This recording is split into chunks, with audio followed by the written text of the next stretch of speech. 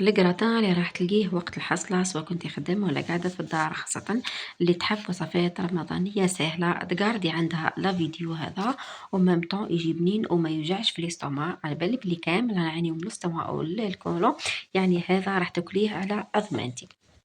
أول حاجة كان عندي ربع صدر تاع دجاج، وكان عندي شوية تاع زرودية، ولا سنارية ولا جزر، كل واحد كيفاش يسميها. تقدري هنا ديري الخضرة اللي حبيتي، تقدري ديري جلبانة، تقدري ديري زيتون، مي هكذا بالمكونين هذوما بركة جا بنين ما تتخيلوش. خاصة الزرودية البنات الوقت تاعها دوكا راهو حلو، تقدروا حتى تقصوها كيما هكا وتخبوها في المجمد تلقاوها من بعد واجدة على الكيف.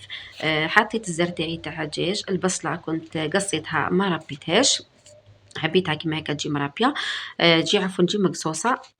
ومن بعديكا درت الزيت، درت الملح، درت التوابل يا البنات تبقى اختياريه، درت فلفل الكحل، درت راس الحانوت، درت شويه تاع كزبر، تقدروا ثنا ديروا مكعب تاع جombo. حطيت كلشي يتقلى مع بعضاه. من جهه واحده اخرى كنت قصيت البطاطا تاعي بالطريقه هذه وحطيتها في الاير فراير باش تتقلالي هكذا، باش تكون اقل شويه زيت وكل شيء. وانتم حبيتوا تقلوها في المقله، حبيتوا ديروها في الاير فراير، راح تكون صحيه اكثر. هنا درت لها شويه تاع زيت ودرت لها الملح يا البنات وحطيتها تتقلى. من جهة واحدة أخرى الخليط تاعي هذاك الدجاج وكل شيء راهو قاعد يتقلى مع بعضاه، نقليه بيان.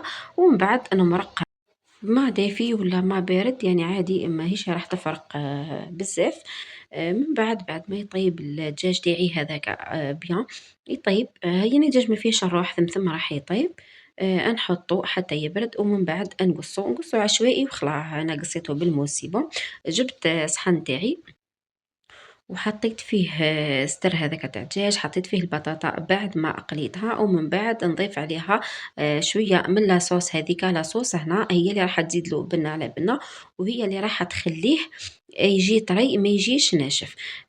حطيت كلش كيما هكا كيما راكم تشوفوا. زدت معاه قطع تاع فرماج اختياري، انا حبيتو واش حبيتو حتى ديروا له فرماج ربي من الداخل ويكون بنين، راح يجيكم بنه على بنه.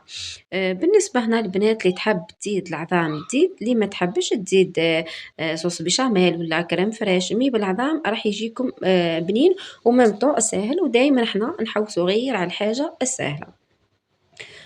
ضفت الكعبات تاعي تاع الفرماج، ومن بعد زدت هذاك البيض تاعي. من جهة واحدة أخرى الكوشة راهي تسخن هكذا باش كي نحطو غير ينشف بركة ونتحصلوا على هذيك الطبقة الذهبية. سي بون تجبديه وتاكلي بالصحة والهنا.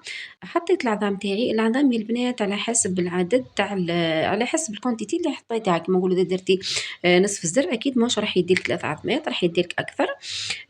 هذه هي، فهمتيني. خلّط كل شيء مع بعضه ومن بعد حطيتهم في البيراكس، ما دهنتو ما حتى حاجة، ويعني عادي جا طار من بعد، يعني كيما نقولوا كي قسمتو طار.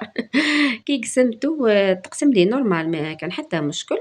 هذه هي حبيباتي هاو الطبق تاعي بعد ما طاب، شهيتكم في الجنة يا غالياتي. نتمنى إذا عجبكم الفيديو متنساوش جيم واشتراك بالطبع، هكذا باه نشاركوا مع بعضنا وصفات رمضانية إن شاء الله نلقاوها مع بعضنا أكيد حسنة. أنا واحدة من الناس نرجع لوصفاتي ونقول يا دراكش ما نلقى حاجة خفيفة تسلكني، فهمتوني. هيا مشاهدة طيبة والسلام عليكم.